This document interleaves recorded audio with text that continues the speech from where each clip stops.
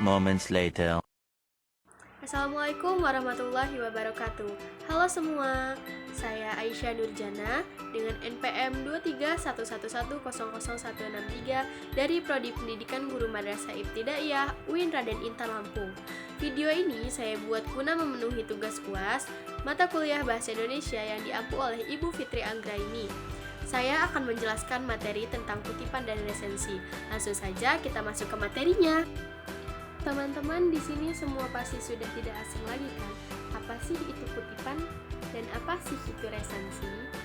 Baik, secara sederhana kutipan berarti semua tulisan atau paragraf yang bukan berasal dari ide atau tulisan Anda, melainkan dari orang lain. Biasanya penulis mengambil tulisan orang lain untuk menjadi bagian di dalam penulisannya. Nah, kutipan terbagi menjadi dua bagian. Yang pertama, kutipan langsung, dan yang kedua, kutipan yang tidak langsung. Kutipan langsung berarti kutipan yang tidak merubah apapun dari teks yang dikutip. Sedangkan kutipan tidak langsung berarti boleh mengubah makna atau tulisan yang ada di dalam kutipan tersebut melalui parafrase. Kedua kutipan tersebut memiliki tujuan yang sama, yaitu untuk melengkapi tulisan tanpa menghilangkan penghargaan kepada orang yang hasil kutipannya dipinjam. Itu menurut Rohman Syah, Rizal, dan Purwanti pada tahun 2018. Ciri-ciri kutipan langsung yaitu tidak boleh ada perubahan terhadap teks asli. Tanda sig digunakan apabila ditemukan kesalahan pada teks asli. Tanda titik tiga digunakan apabila ada kutipan yang ingin dihilangkan. Menggunakan sumber kutipan yang berlaku dalam bidang selingkung. Ketentuan untuk kutipan langsung yang pendek adalah: yang pertama, diintegrasikan langsung dengan tulisan penulis.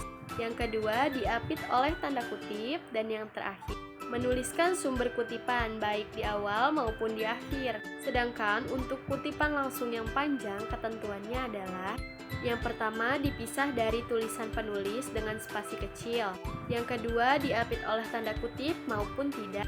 Dan yang terakhir, menuliskan sumber kutipan di akhir kalimat saja. Contoh kutipan langsung pendek menurut Eka Rasi tahun 2015 di halaman 132 menyatakan bahwa mental seseorang akan tertekan jika tuntutan semakin besar, namun ia tidak sanggup untuk mengejar tuntutan tersebut. Kutipan langsung pendek adalah kutipan yang berisi 3 baris atau kurang dari baris ketikan. Yang pertama diketik seperti ketikan teks, yang kedua diawali dan diakhiri oleh tanda petik, dan yang terakhir jarak antar baris kutipan 2 spasi. Lalu ada cara pembuatan kutipan tidak langsung. Ada cara peraturan dalam pembuatannya, yaitu kalimat-kalimat yang mengandung kutipan ide ditulis menggunakan spasi dan rangkap sebagaimana tulisan biasa. Semua kutipan harus dirujuk. Kutipan diintegrasikan dengan teks.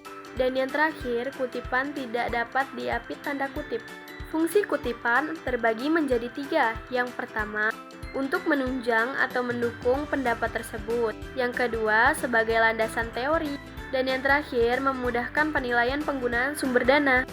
Adapun resensi, seperti yang kita ketahui, kata resensi berasal dari bahasa Latin, yaitu dari kata kerja revider atau recensor, yang memiliki arti melihat kembali, menimbang, dan menilai. Dalam bahasa Inggris, resensi dikenal dengan kata review, sedangkan dalam bahasa Belanda, resensi dikenal dengan kata recensie. 3 hal tersebut mengacu kepada tujuan yang sama, yaitu untuk mengulas buku. Tujuan dari resensi yaitu untuk menunjukkan informasi yang terungkap dalam sebuah buku dan memberikan pertimbangan pada sebuah buku apakah buku tersebut pantas disambut masyarakat atau tidak. Lalu menjawab pertanyaan yang mungkin timbul jika buku tersebut terbit, seperti siapa pengarangnya, mengapa dia menulis buku. Cara penulisan resensi, yang pertama penjajakan dan pengenalan buku, mulai dari tema resensi.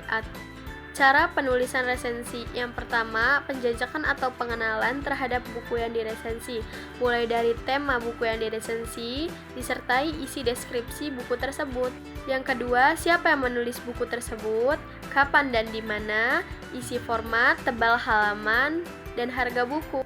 Yang ketiga, siapa pengarangnya, mulai dari nama, latar pendidikan, referensi, dan lain sebagainya. Catatan kaki adalah berbagai keterangan tambahan dari berbagai naskah tulisan yang diletakkan di kaki halaman. Catatan kaki menurut Profesor Dr. Goris Indrav di dalam bukunya Komposisi terbitan Nusa Indah.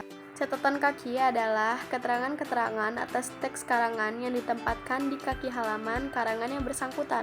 Dalam menulis buku, catatan kaki bukan semata-mata hanya memberi informasi mengenai tempat dikutipnya berita tersebut, melainkan untuk informasi lain pun dapat dikutip dari catatan kaki.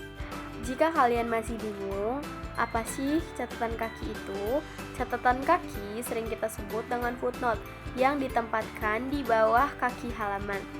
Biasanya isi catatan kaki tersebut mengenai nama penulis, tempat diterbitkannya buku tersebut, judul bukunya, dan tahun bukunya, serta halaman buku. Adapun beberapa contoh catatan kaki atau footnote yang sering kita kenal yang akan saya lampirkan pada gambar di samping.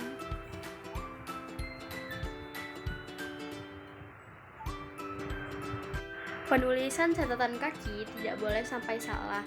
Penggunaan titik komanya, penggunaan namanya, huruf besarnya.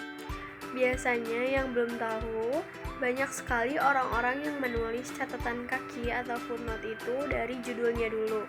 Sedangkan biasanya catatan kaki atau footnote ditulis dari nama penulisnya dulu, judul buku, tahun terbit, dan juga halaman. Yang terakhir ada daftar pustaka. Daftar pustaka adalah sumber-sumber dari informasi yang kita dapat. Lalu ada pertanyaan, apakah daftar pustaka hanya bisa kita dapat di buku?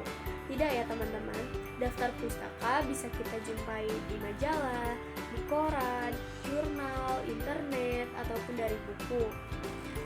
Contohnya seperti buku ini.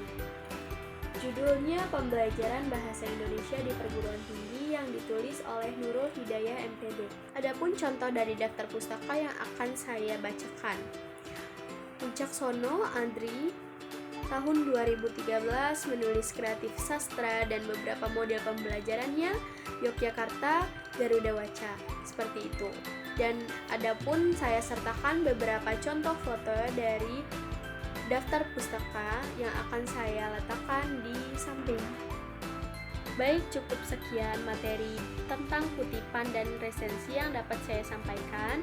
Jika ada kesalahan, saya mohon maaf, dan kepada Allah saya mohon ampun. Saya akhiri, wassalamualaikum warahmatullahi wabarakatuh.